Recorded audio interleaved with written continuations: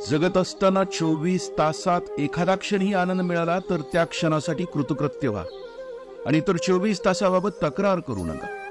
तर मग एक दिवस तुम्हाला असं आढळेल की ते सारे 24 तास त्याच एका क्षणात सामावून गेले होते.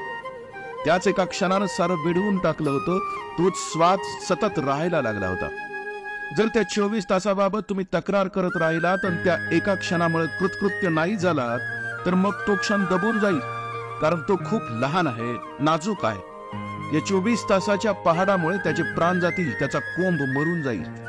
त्या क्षणाला तुम्ही आपल्या जीवनाची पद्धती बनवून घ्या. जे मिळेल त्याबाबत कृतकृत्य व्हा, जे मिळणार नाही त्याविषयी तक्रार करू नका. तर मग तुम्हाला असं आढळेल की हळूहळू एक क्षण असा येतो की मग तक्रार करायला जागाच उरत नाही. जीवनाकडे पाहण्याच्या दोन पद्धती आहेत. एक आहे निषेधात्मक आणि एक आहे विधेयात्मक.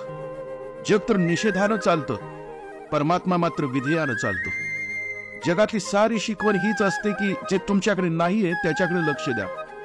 कुणा माणसापाशी 10 रुपये आहेत, त्यानं तो आनंदित नाही होत, तर 90 नाहीत यामुळे तो दुःखी आहे. तेव्हा तो धावेल, कसंही करून रुपये मिळवेल आणि 10चे 100 करेल आणि मग 100 झाले की 900 रुपयासाठी तो व्यथित होईल, कारण आता 1000 हवेत. मग तो ते 100 रुपये पाहणारही नाही. 1000ही झाले तर मग तो त्याच्यासाठी नसलेल्या लाखासाठी व्यथित होईल. जगाचं सारं गणित हे आहे की तुमच्यापाशी जे नाहीये तिकडे तुम्ही पाहता. एक छोटा मुलगा शाळेत आपल्या शिक्षिकेला म्हणाला की एक प्रश्न आहे की एखाद्या व्यक्तीला अशा कामासाठी शिक्षा देता येते की जे त्यानं केलेलंच नाहीये. शिक्षिका म्हणाली अजिबात नाही, कारण तो धर्माचा तास होता आणि ती शिक्षिका धर्म शिकवत होती. तेव्हा ती म्हणाली परमात्म्याच्या जगात असं कधी होत नाही जे तुम्ही केलेलंच नाही, त्यासाठी तुम्हाला शिक्षा का बरं होईल. तेव्हा तो मुलगा म्हणाला हो मॅडम, मी होमवर्क केलेलं नाही, मग मला होईल का शिक्षा. जर तुम्ही नीट पाहिलं तर तुम्हाला आपल्या जीवनात असं आढळेल की जे तुम्ही केलेलंच नाही त्याची शिक्षा तुम्ही स्वतःलाच देत आहात. जे तुम्हाला मिळालेलं नाही त्यासाठी तुम्ही व्यथित होत आहात. जे झालेलं नाही ते तुमचा जीव घेत आहे आणि जे झालं आहे त्यानं तुम्ही खुश नाही होत. जे मिळालं आहे त्यासाठी तुम्ही नाचला नाही आहात. तुमच्यावर ज्याचा वर्षाव झालाय त्यासाठी तुम्ही कधी कुठली कृतज्ञता प्रकट नाही केलेली आहे. हे बदलायला हवं. हे जगातलं गणित जगात तर ठीक आहे, कारण तिथे दुःखाखेरीज दुसरं काहीच नाहीये.